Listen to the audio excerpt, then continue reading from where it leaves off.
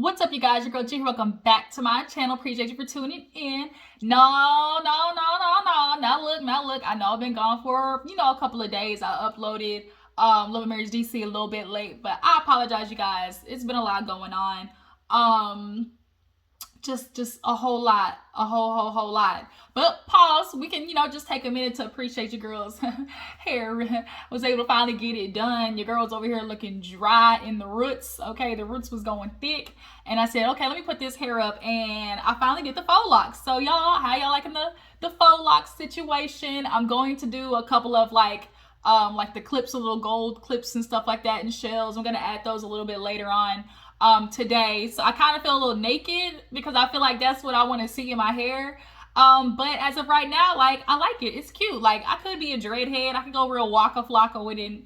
Ole do it, hey, ole do it, hey, hey, hey. Round of applause, baby, make that ass clap.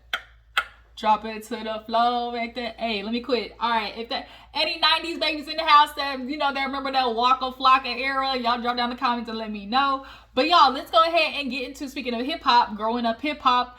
We had another, it was okay episode. They gave us a little something to talk about, so that's what we gonna do. Let's go ahead and get into it. Cause I got to do today, and honestly, I need to go take me a session cause my damn spine. My damn, like, in between my back shoulder blades is so tight right now. Like, this is hurting, and I need a little bit of relief. So let's hurry up and get through this. We open up with Jojo going to talk to his mom. He basically trying to get some advice on Buck. Y'all, Buck is a straight hole. Period. Just point blank hole.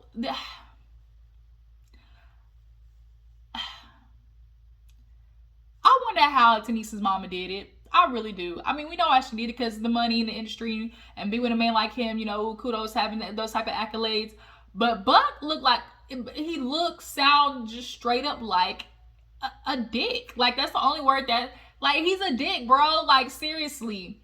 But Jojo's like, my wife, she's hurt. This is her father. He's obviously, somebody that she wants in his life. Like, I need to figure out what's going on. She's telling me that he got a problem with me. And I don't even know what the issue is, so I need to go find out. I know, Jojo, you say your mama gives good advice, but this advice that she was trying to give, talking about, well, it's just gonna be a reoccurring thing, you have to talk to him again and again and again. No, who's talking to Buck again and again and again? No, we're not doing this. We're not gonna beg Buck to get his shit together. That's what we're not gonna do, and I agree with Jojo. Like, no, we shouldn't be having to talk over and over again. Like, we should be able to sit down, get out what we have as our issues, talk it out, and then be done with it. Because, like, at the end of the day, we have holidays, we have birthdays, we have all these things that are going to be together. And if I'm constantly have to continue to make up with you, like, that's a problem. That's really a problem. And truth be told, Buck don't want to really be, he really don't want to be good with Jojo. He wants to have a beef with somebody. He's choosing Jojo, and it's unfortunate because Jojo really does mean well and trying to fix things with his wife. But yeah, Miss Simmons' mama Jojo, whatever it is, that advice you gave him, Buck can lick it where it split it, okay? Lick it where it split it. Not on duty. So let's move on. So we see Sam and Egypt, y'all. I guess Egypt, like, is giving, she's trying to give, beautiful pregnant woman goddess. She's been wearing some wigs. I see some, I guess, lace fronts or whatever. Maybe not lace fronts, but, like, just, the wigs is glued on. They look good. We've seen her in crazier hairstyles. But they go cake tasting. Them cakes did look good. The Chunky Monkey, the cookies and creams, like cakes like that, definitely are one of my favorites. I love a good German chocolate. Okay, what's your favorite cake? Down in the comments. My brother loves red velvet, but I'm not a big red velvet person like that. But nonetheless, they sitting down talking and everything. She, of course, loves the unicorn. He loves the pina colada. Then they get to talking about having this second wedding because the first one, we all know, was on technicality of she found out she was pregnant. She found out she was pregnant and was like, let me hurry up, we're gonna get married, so we don't have no bastard child. That's what that's what old people called it back in the old days when you had a baby out of wedlock. We don't want y'all, we didn't want y'all to have no bastard child. I'm not calling your child that. I'm just saying that's what the other folks, call it. But yeah, so they ended up having that wedding. It was very small, but now they want to do the whole shindig and invite everybody. But what I thought was hella funny was like, in one conversation, y'all are like, yeah, we only want people there who supported us, who were there for us. Sam, he loved his talking. Oh, people, you were there for us, you supported us, from the beginning. That's who we really want there. People who know who was really there for us. And it's like, but y'all invited 150 going on 200 people. How many of those people really supported you? Like, I really feel like y'all invited that many because y'all knew only 50 was gonna RSVP or 60 was gonna RSVP. Like, that's what I feel like. Like, low-key, that's what I feel like. Like, let's just invite a whole bunch of people so at least half of them come. Because at the end of the day, not too many people were supporting y'all's relationship. It just is what it is. Egypt, you got. It's just, you young. It happens to certain women. He got you with the gimme gotchas. Sam pulled the wool over your eyes. It's a little bit too late because, you with child. And you married. I was married now, but that don't mean there ain't no ways around it. Of course, she's talking about inviting everybody, TT, Sam, and not Sam, TT and Sean. Sam, of course, he got an issue with Sean. From what I recall, weren't Sean and Sam like okay last season? Like, I felt like they were okay, weren't they? Or am I tripping?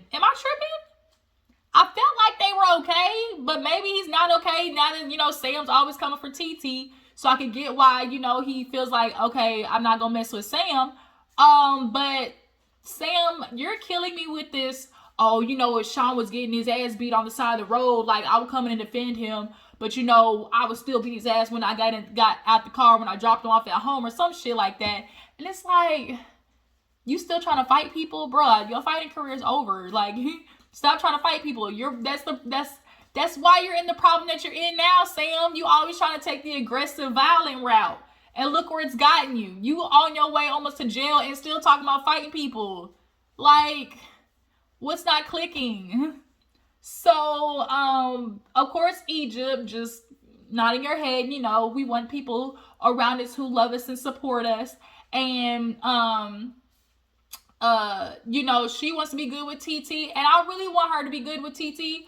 I don't think Sam really wants that. He don't really want Sam in Egypt to be good. He doesn't, because at the end of the day, as long as TT is around to be able to point out the shit that Sam ain't really doing or holding up his end of the bargain on, why y'all think he got Egypt out there in the middle of Timbuktu? It's the signs. It's the signs. It's textbook, y'all. It is textbook. Egypt ain't got no friends. She's isolated from her family. She's isolated literally out in the middle of nowhere, an hour and a half from civilization. You really trying to tell me that's the only place y'all could afford? I know it was quote unquote y'all money, but you're trying to tell me the only place y'all could afford is fucking 60 miles outside of the Las Vegas city limit? Miss me with that. But yeah, no, so they basically talking about doing cake tasting and everything and wanting to do a bigger wedding and wanting everybody to be there who supports them. And Sam, like, Egypt, we were rooting for you. We were all rooting for you. We just knew you was gonna snap out of it. We just knew you was gonna snap out of it. It's like, okay, she's young, she's gonna, she's gonna have her moment. Maybe he's dicking her down, something good, something nice. And sometimes it's hard to give up the good deed. But when you realize it ain't getting you nowhere in life, you realize, okay, I'm just gonna have to find another good deed to hop on that's actually getting me, somewhere, okay? But yeah, Egypt, she got locked down, y'all. We might have lost this battle. But with Sam going to jail possibly, it might be some, resurgence for us for the war. Sam might have won the battle, but y'all, when he go to prison, we could really start the war, okay? That's messy to say. It really is messy to say, but Sam going and getting locked up, honestly, would be the best thing for Egypt. I know that's so shitty to say, but I'm saying what everybody else is thinking. So moving on. Sakoya goes over to see Layzie. All right, y'all, hold on, my sister's calling. Sorry, y'all, I'm back. That was my sister calling. What was I talking about? Sakoya. So Sakoya goes to see Layzie, you guys. Unfortunately, as y'all we saw last episode, Layzie lost his mom. So Want to send out my condolences. Polo, no, I'm in the middle of the video. Quit whining. I'm not picking you up. Y'all, I swear this dog literally is so clingy. You cannot come up here. No. Damn. Layzie, yeah, I feel so bad for Layzie. Like, nobody wants to lose anybody, especially a parent. It's just like, and so unexpectedly, you know, I just really feel bad for him. But Sakoya was like, you know, regardless of what's going on, that's my mentor. I need to go check in on him. So she, of course, you know, checks in on him. He was doing a song. I ain't gonna lie, Layzie, that song was not it. But I'll let you pass in this moment. You're going through some things, but Sakoya, she, you know, this was an opening for them to be able to get like things out on the table of just like, okay, she felt like, god dang, like, here's my mentor, you know, talking with my mom, you know, she wasn't filling me in on anything. I couldn't reach her. You know, she's supposed to be my manager as well. So how the hell am I supposed to be doing stuff when she's MIA and not only are you mother, but you're my manager? Like, I gotta reach you, heifer. And so of course Layzie just was like, look, Sakoya, I don't want to be between you and your mom. You know, obviously with how things are going in my life, I just want you to, you know, life is short. You know, after losing my mother, it makes me want to, you know, hold everybody around me tighter, you know, that I love and, you know, cherish deeply. And I know you and your mother had a close relationship, so, you know, go fix that. Of course, Sakoya is acting like, oh, you know, I don't know whether I want to talk to her or not, but we know you're going to talk to her. Because at the end of the day, like, it's really none of your business, Sakoya. Like, it is, but it ain't. Like, stop trying to count your mama's coochie miles, okay? So after Sakoya goes to meet Layzie, Tanise actually pulls up on Jojo at the studio as well, and, you know, just basically is talking to him about what the plan is with her dad. He's just like, look, man, I know you're having issues with your dad, and that kind of causes issues with you, and I hate to see that because, like, you're my woman. I don't want to see you hurting. And obviously, Buck got some animosity towards me, and he called it disrespectful that I didn't talk to him. Like, first of all, Buck, you full of shit, because the only reason you brought up Jojo is because your daughter called you out for something else. Like, how you were being rude about her and your grandson, but then you want to try to deflect and was like, well, you want to talk about, you know, being a man and all type of stuff. Jojo, what was that? He was disrespectful to me. He ain't even want to say nothing to me when I walked in. That's not what we talking about. Buck is such a huge deflector. He's a narcissist. You know, he's ego-driven. He's literally he's the typical New York nigga. Like, they so fucking hard-headed. He literally reminds me of Dame Dash. He literally has the same energy of Dame Dash, where it's like, what I say goes. I'm, you know, the alpha and omega. You know, I'm saying everything, you know, and it makes sense. I gotta listen and teach everybody. Like, I'm so over niggas like that. But nonetheless, you know, Tanise and Jojo, you know, they want to be able to build a relationship with him. And TT's like, not TT, Tanise is like, you know, I want my dad and you to, like, be close. Like, obviously, you know, holidays, birthdays, and him coming over, all that type of stuff, like, it's got to get fixed. So Jojo tried to do that, but it didn't end well. Treach, he goes to see Treach and Egypt meet up at this venue, which was actually very pretty. Egypt loves it. You know, she's coming in with the wigs. Like I said, that was probably one of my more favorite wigs that she wore. But, you know, they're sitting down and just chit-chatting about, you know, the wedding. And, you know, she lets him know that he invited TT. And he's over there like, thank you, God. Like, I really think Treach is praying for TT and Egypt to really build that bond again, so she can, one, have somebody again that's like not Sam telling her shit, because that's what he told Sam. He's like, Sam, like, she needs other people besides you, you know, that actually know what she's going through, i.e. somebody who's had a baby, TT, the same age as her, you know, the same gender as her. Like, you don't know everything. You can't be everything for Egypt. So cut it the fuck out.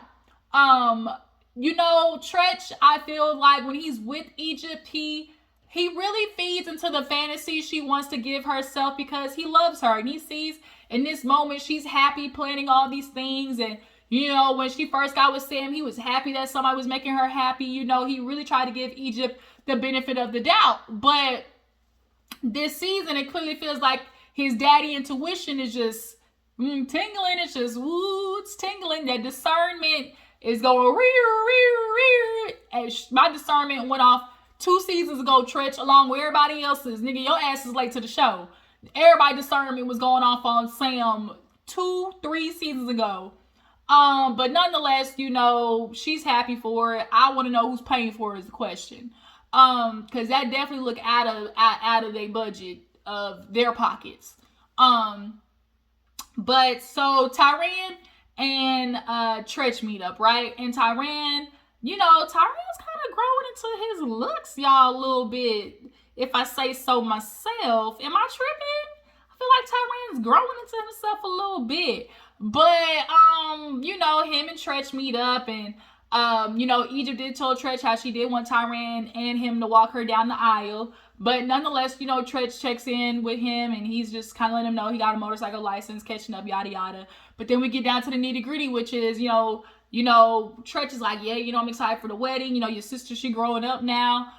You know, it's just, I kind of got Sam on timeout right now.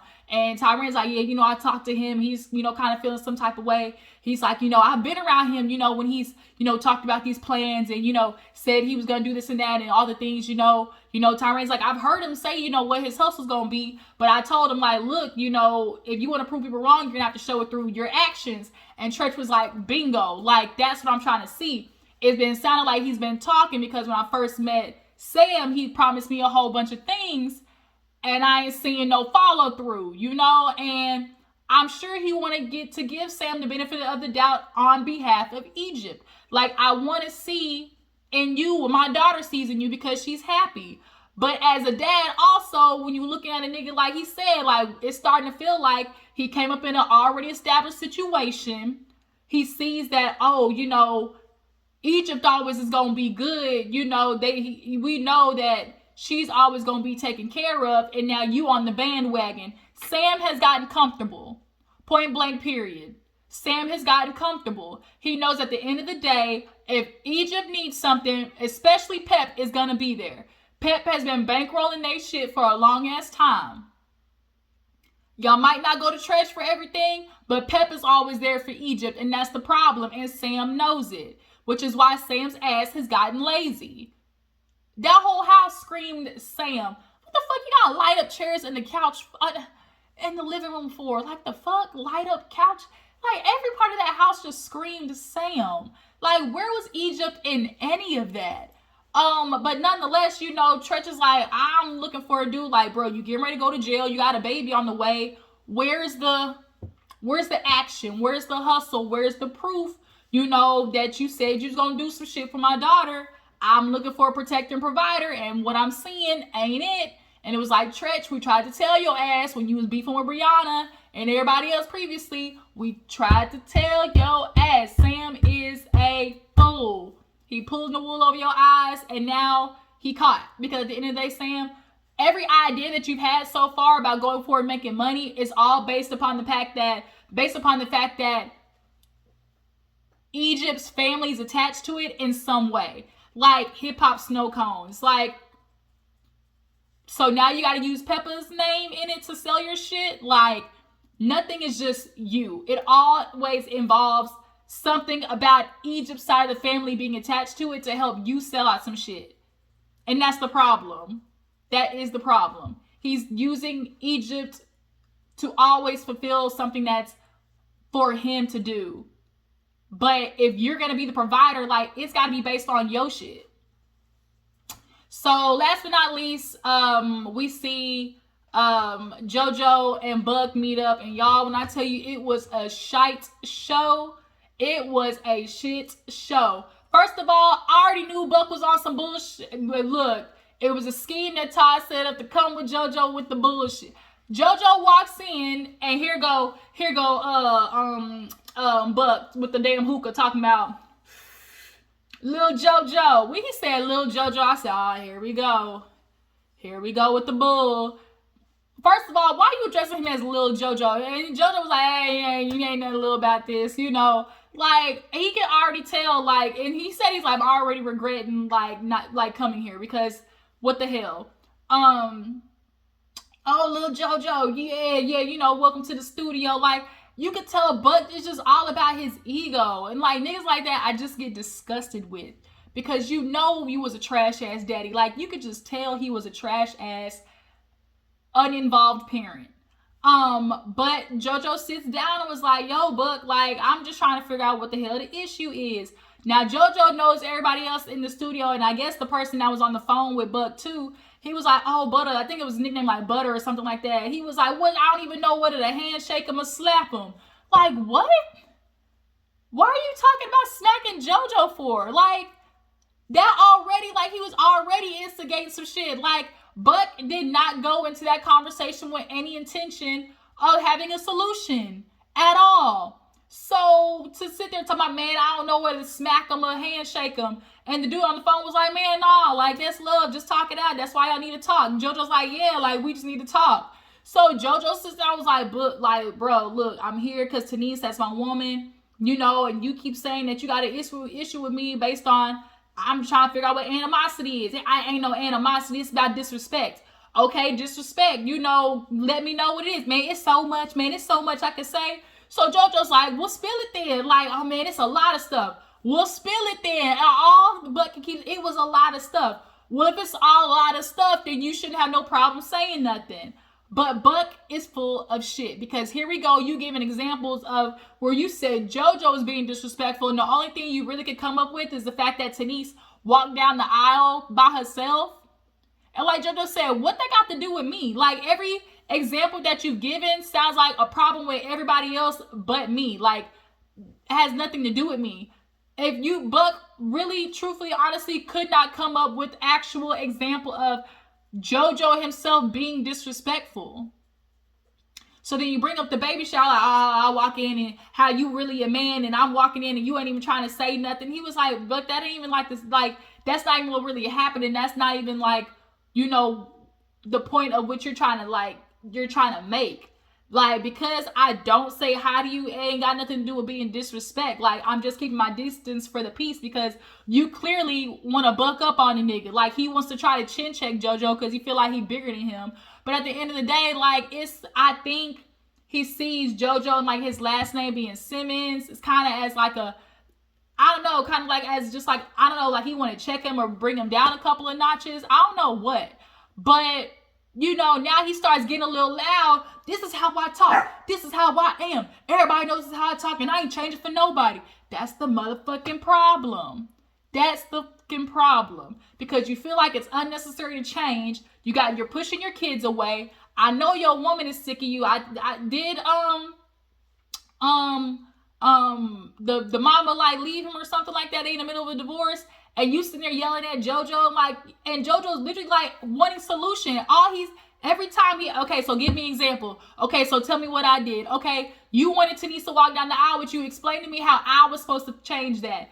That's all JoJo kept asking. Okay, tell me how I was supposed to fix that. Well, you the king. You the man of the house. You the king, right? You the man, right? That's all he kept trying to say to Joe. You the man, right? You the man, right? So what the man say goes. That means you ain't in control of your household. Like, he was really trying to knock him down a couple of pegs. But like he said, what was I supposed to do? Like, and the fact that you want your daughter to be in a relationship where she asks for something, but yet the nigga says, I'm gonna override that. Like, what kind of daddy is you? What kind of daddy is you? So now things are getting heated. And he's raising his voice with his bitch ass smoking a hookah like he's some Up Hiphop ass trip. And I just can't. And so now he gets up and throw the bucket on JoJo. And JoJo's like, wow, you acting real bitch made. Get out my studio. Get out my studio. This is what, you ain't no man. It was like, wait a minute. Like, Buck really did not come for resolution. He's looking for somebody to blame, and it's easiest to blame JoJo instead of acknowledging the fact that your daughter actually has a reason to be upset with you. Point blank, period. Oh, y'all, before we go, I forgot Sakoya went to go talk to her mom. Basically, they made it up. Sakoya was like, look, the reason I just felt some type of way was because, you know, in the past, I was in the middle of you and daddy's relationship. Like, when y'all was going through y'all shit, you know, when you wouldn't answer the phone, he would call me up talking about, you know, where's your mama? First of all, that's your daddy. Like, first of all, your daddy was wrong as hell for doing that. If your mama didn't want to talk to him, why are you calling your daughter? Your mama, your woman don't want to talk to you probably because she caught your ass cheating again. Point blank, period. And like Tiny said, look, girl, you was getting a little disrespectful. I know this was for camera, but you let your ass get a little sideways, okay? She almost snatched your ass on TV, okay? But she was like, look, Layzie ain't like that. If he want to find me, he gonna pull up on a bitch. And Sakoya said, well, excuse me. Okay, then. But yeah, they ended up making up. And so yeah, you guys, that was Up Hiphop. Y'all tell me how you feel about the episode. How do you guys feel about Jojo and the Buck situation? How do you guys feel about Sam still beefing with Sean? Do you guys feel like Treach is a little too late when it comes to trying to check Sam in this situation? But I appreciate y'all for tuning in. Make sure to follow my Instagram and Twitter. I'll catch you later. Bye.